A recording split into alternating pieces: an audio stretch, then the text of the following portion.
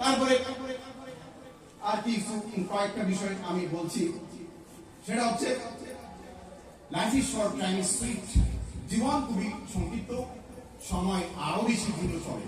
এই কারণে আপনাকে যেখানে আছে সেখানে সময়কে মূল্যায়ন করুন, আপনি নিজেকে মূল্যায়ন করুন, সময়কে মূল্যায়ন করে you evaluate your time, time will evaluate yourself in future. অর্থাৎ আপনি যদি আপনাকে টাইমকে মূল্যায়ন করেন, সময় একদিন আপনাকে মূল্যায়ন করবে, চেয়ার আপনার কাছে ধারণা দিবে। এই কারণে বলছি টাইমের প্রতি। আর ধরেন হতাশা, এটা খুবই গুরুত্বপূর্ণ ছাত্রদের জন্য। ধরেন কোন একটা ইউনিভার্সিটি চান্স পায় নাই, এই যে খাওয়া নেই দাওয়া নেই, এই অবস্থা, এইটা কখন করা যাবে না। Don't give up your moral. অর্থাৎ আপনি আপনার ভিতরে যে আছে সজীবতা, এটাকে আপনি কখনোই নষ্ট করবেন না। একটা ইউনিভার্সিটি চান্স হয় নাই, এটা ভালো হয়েছে। আর উল্টা যেমন এরকম, আমি ইউনিভার্সিটিতে যখন পরীক্ষা দিই, আমি পরীক্ষা দিব না, আমার টাকা পয়সা নাই, তারপরে এক বন্ধু বললো যে চলো আমার সাথে চলো। চাঁদপুরের এক বন্ধু, আল্লাহ তাকে হেফাজত করুক এবং তার দিন দুনিয়ার মধ্যে তরক্কি দান করুক, সে আমাকে নিয়ে আসবেন ইউনিভার্সিটিতে। আমি ইউনিভার্সিটিতে লতে শেষের দিকে লিখলাম, আমাকে আমি ইউনিভার্সিটি পড়তে পারছি না, আমার ছিল না। পরে এটা আমার জন্য করলাম, তো পরের দিন রেজাল্ট দিচ্ছে ঢাকা ইউনিভার্সিটি, আমি একেবারে টপ লেভেলে টিকে আসলাম। পরে আমার এই বন্ধুটা কি করলো, ইউনিভার্সিটি ভর্তি হয়ে গেল। পরে যখন রেজাল্ট দিল, সে আবার ঢাকা ইউনিভার্সিটি দান পেলো, তাহলে তার টাকাটা নষ্ট হলো, সময়টা নষ্ট হলো। এই জন্য আর একটা কথা আছে, আল্লাহ যা করে কল্যাণের জন্যই করে। এই জন্য এই কাজটা করা যাবে না। গার্ডিয়ানদেরকে অনুরোধ করছি, যে বিনয়ের সঙ্গে বলছি, প্লিজ এই কাজটা করবেন না। একটা ছেলে কোন চান্স পায়, সমস্যা কি? সমস্যা তো নাই। দুনিয়া ওয়াসিআতুন, দুনিয়া একটা অনেক বড় একটা জায়গা, তার অনেক কাজ করার বাকি আছে। আপনি একটা চান্স পায় না, চট্টগ্রাম কলেজে আসেন, সেভেন কলেজে আসেন, অথবা সিলেটে চান্স পায়, সমস্যা আর কি আছে? সমস্যা আর কিছু নেই।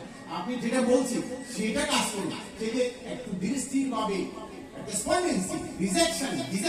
অর্থাৎ হতাশা আপনার অন্তরের মধ্যে কখনোই জায়গা দিবেন না। যেমন কোরআনে একটা সূরা আছে, সূরা ইউসুফ, একটা সূরা আছে।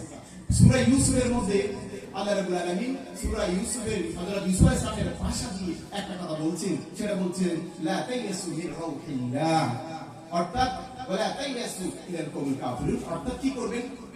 হতাশ হবেন না। হতাশ হওয়াটা কাফেরদের লক্ষণ। অর্থাৎ যারা দুনিয়া সম্পর্কে, আল্লাহ সম্পর্কে, দুনিয়া সম্পর্কে কোনো আইডিয়া নাই, তাদের হচ্ছে এই হতাশা তাদের বাসায়, তাদের বুকের মধ্যে, তাদের ভেতর মধ্যে জেঁকে বসে। এই জন্য হতাশ হওয়া যাবে না। আর হতাশ হওয়া মুমিনের কোনো লক্ষণ নয়।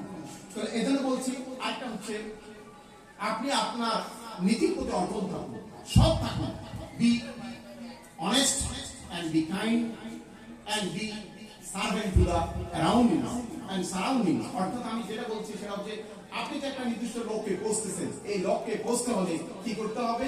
আপনাকে be kind, be polite and be servant to surroundings। অর্থাৎ কি করার জন্য বলছি? অর্থাৎ আপনি কাইন্ড হবেন, আশেপাশে যারা আছে তাদের প্রতি আপনি সদয় হবেন। তাহলে সদয় হলে কি হবে? One good turn deserves another. আপনি যখন কাউকে সদয় হয়ে আরেকটা উপকার করলেন, সেই উপকারটা আপনার কাছে ফেরত আসবে। এই কারণে বলছিলাম কি করতে হবে? বি অনেস্ট, আপনার নিজের টু দ্য পয়েন্ট। অর্থাৎ আপনি টু, অর্থাৎ কি হবে? আপনার সব নীতির প্রতি সৎ হবে। নীতির প্রতি সৎ হলে কি হবে? আপনার থ্রু হার্ডশিপ করবেন, থ্রু লার্নিং, এটা যখন আসবে টু স্টার্ট হার্ডশিপ